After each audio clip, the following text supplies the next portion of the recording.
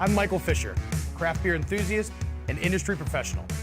I'm on a journey to find some people whose professions or hobbies revolve around the fermentation of malt and hops. We're going to dive into their passions and share some conversations over their favorite brews. So join me as I bring the brew to you.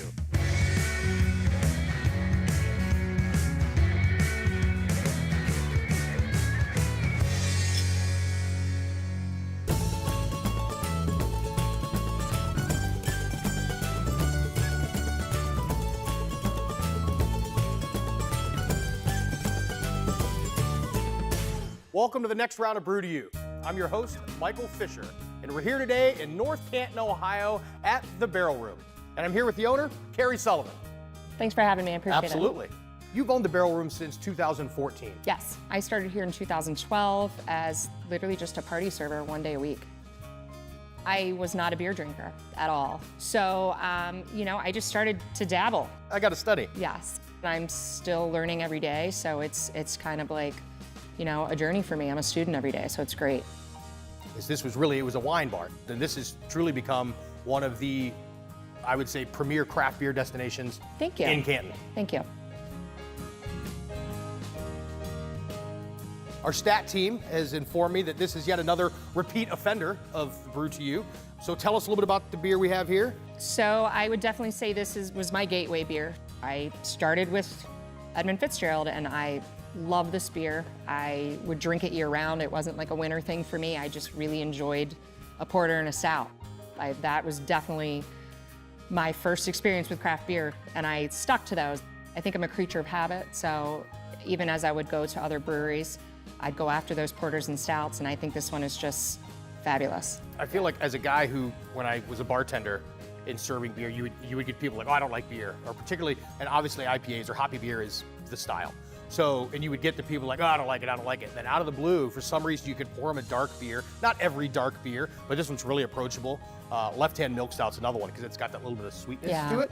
And they would be like, oh, I can really get down with that because they already dig those flavors of like coffee, chocolate, or that roasty quality. They like it in so many other things that it translated well in beer. The roasty malt, it's a little bit of an aperitif. You know what I mean? It's delicious.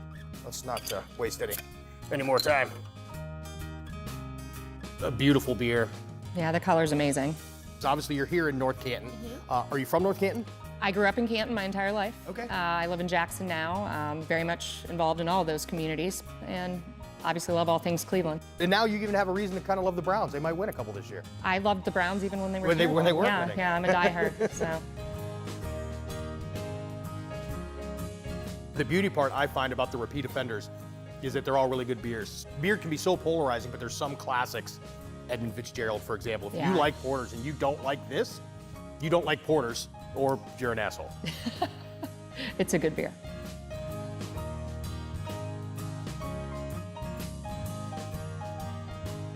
Moving into beer number 2, this is a Brew To You first. This is a draft-only draft beer, but not from a local craft brewery. Not local. So tell us about this beer. This beer is brewed in Kilkenny, Ireland, and they just started distributing in Ohio recently. I took a trip to Ireland in August, obviously tried the beer because it had my name on it.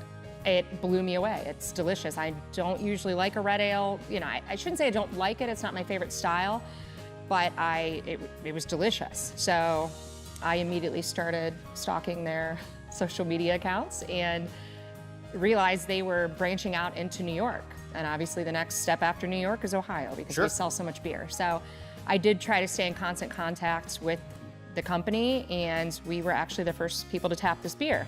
So this is brand new to Ohio. Yes, this is flying out of here. It is just flying. It is stylistically correct. It's delicious, and to me, this is what an Irish red should taste like. And this is a first for me. I would say, I think every beer we've had on Brew To You, I was familiar with on some level. So this is a first one for me, but I feel better knowing that it's only been in Ohio for a couple weeks. Yeah, just a couple of weeks, yeah. Well, let's not waste any time.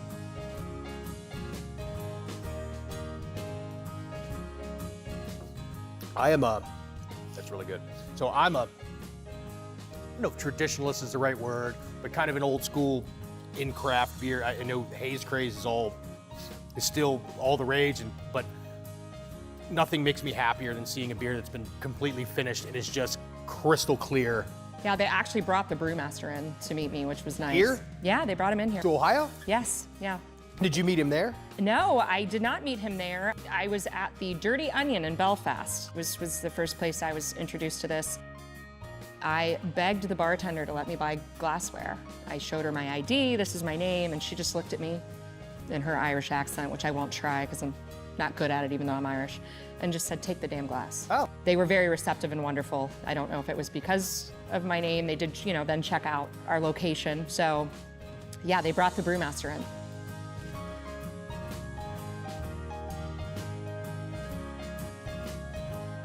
And on to the third beer. This is a relatively newer brewery in Massillon, Ohio. So Paradigm Shift is the brewery. A brewery fraught with a little bit of controversy early on in one of their beer names. Panty Dropper was not, from a name aspect anyhow, wasn't the crowd pleaser or as entertaining to everyone as they anticipated. Worldwide. Right, yeah. A lot of people were upset. Now, I'm gonna pour it. How about you tell us what we got here? This is Neighbor Girl, which is a Belgian triple. It is also a Great American Beer Fest winner. It won a bronze, and I was actually lucky enough to be there when that happened. When a new place pops up, I try to stop by. So I was there a few weeks after he opened and ordered this and was blown away. I was mind blown that a brewery that new could produce a beer that tastes like this. Oftentimes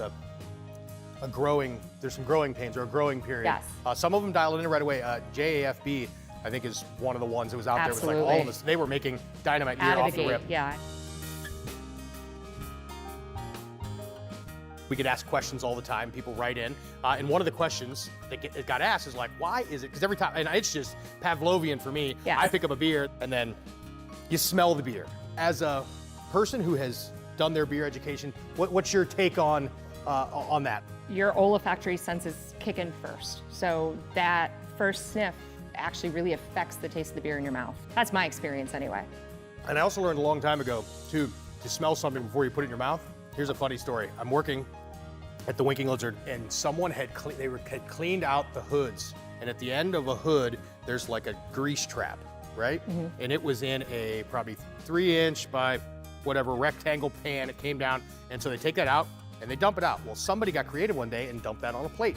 So it kind of looked like an Oreo ice cream as a thing, and it was in a perfect rectangle. And one of my coworkers decided to put whipped cream dollops on it and Oreo cookie crumbs, put spoons in it and set it on the break table. And my chubby butt walked by and was like, hey, whose is this? And somebody was like, oh yeah, it's fine, go ahead. And I took a spoonful and a half, and right as it got here, I was like, this isn't cold, and it smells like bacon in my mouth. And everyone's peeing their pants. I mean, I couldn't get that taste out of my mouth for 2 days. I imagine. Yeah. That was a rough day. So yeah, so it's smelling everything. It's a defense mechanism, I think. That is really good, and I'm not a big Belgian guy. It's amazing. It's 9%. Woo. It doesn't taste like it's 9%. Sure it will doesn't. sneak up on you. This is really nice, really clean. Doesn't drink 9% at all. I have been guilty of having one too many of these at Paradigm. I'll be honest with you, I've never been. I need to go. I need to make the trip out. Need to go. I have to assume you're familiar with the Pink Boot Society. I am. That's a real big deal in the women in craft beer in a male-dominated industry. To find a strong woman doing this and doing it as well as the guy up the street. So no, we appreciate you and respect your position in the world. You're opening a new location. Yes. It's the Barrel Room on Canal in Canal, Fulton, Ohio. Correct. So tell me a little bit more about that. I was looking for a second location. It's a beautiful historic building in Canal, Fulton. It is 129 North Canal, so it is in the heart of Canal, Fulton. Water runs through our backyard. It is a great setting. It's fabulous if you're running, biking, just walking around. And I released the fact that we are going to have a beer that is specific to the new location, and that's going to be brewed by Paradigm. Are there rules with getting in the water? In the canal? Well, so my question is, you don't have a patio, but you could get some nice inner tubes and tether them So that would be the deal. Like, oh, well, you can go, we'll just put you in there and float, and then you're on a rope, so it'll just I keep feel you, like liquor control would have a problem keep with you that. stuck, and then Yeah. we'll just pull you Yeah. back in when it's time for another beer. It's a great idea, though. I mean, would you get in it? I've never. Would I get in it? Yeah. No. Oh, okay. Okay.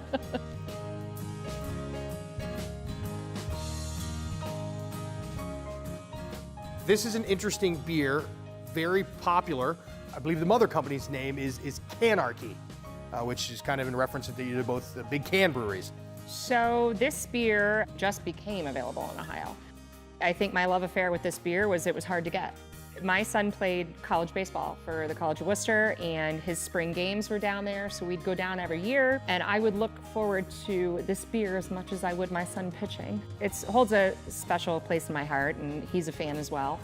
6 hop varieties, great beer, still approachable. It's bold, which I like, super bitter, but it's delicious.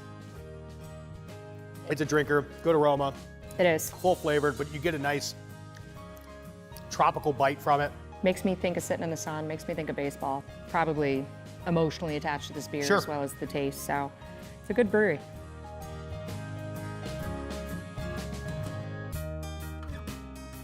So the 5th beer is always is a unique beer question.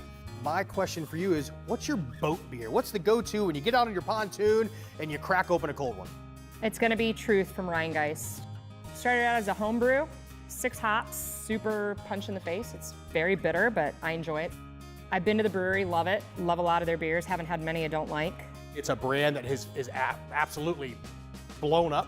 I got a phone call from my boss at one time that asked me, he's like, what is Rheingeist giving away? And I'm like, what are you talking about? He's like, all of a sudden, they're 4 times our size and they're 4 years old. And I'm like, well, They got you know big what? fast. They got good beer. And I was like, and they're a marketing machine. I was like, they're getting the people excited Yeah. about good beer, and local's king at the moment. Definitely a nice beer, great aroma. It's very citrus forward, which I enjoy. I look for that. I have hops I like, hops I don't. I think they've got quite a few blended in here, and it just works. If you're in Cincinnati, Rheingeist is a must-do. Worth the weekend trip. Absolutely, Yeah. absolutely. And then just pour yourself in an Uber down to Kentucky and find some bourbon you can't get in Ohio. I want to thank the Barrel Room. I want to thank Keri. Be on the lookout for the Barrel Room on Canal in Canal Fulton, Ohio. And thank you guys for tuning in. We appreciate you. We'll catch you on the next round.